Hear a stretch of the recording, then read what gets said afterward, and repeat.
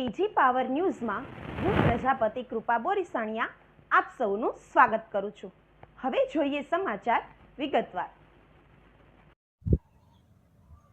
બધાને જય અલગધણી, જય રામદેવજી મહારાજ।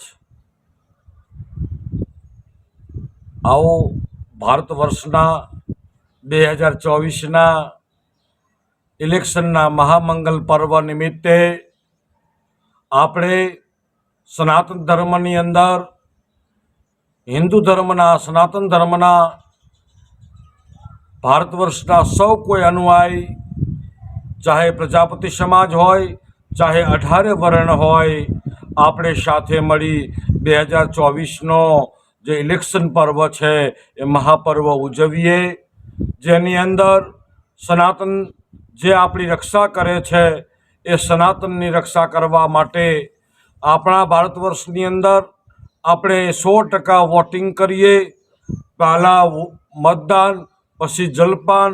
મોદી સાહેબનો એ સંદેશો છે, એક એક વ્યક્તિ સુધી પહોંચાડીએ, 100% વોટિંગ કરીએ, એક પણ વ્યક્તિ વોટિંગ કર્યા વિના બાકી ન રહી જાય।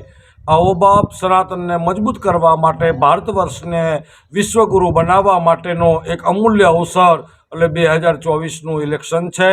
અને એમાંય અયોધ્યામાં રામલલા બિરાજમાન થયા હોય અને એના પછીનો જ્યારે પહેલો મંગલ પ્રસંગ આવ્યો હોય, એટલે મને એવું લાગે છે કે આપણે એક વોટ આપીશું અને રામચંદ્રજી પરમાત્માના ચરણોમાં એક કમળરૂપી પુષ્પ સમર્પિત થશે।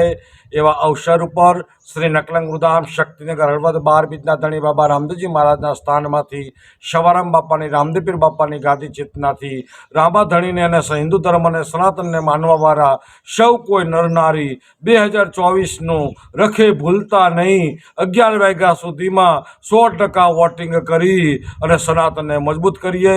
બસ એ જ સંદેશા સાથે બધાને જય અલગધણી, ભારત માતા કી જય।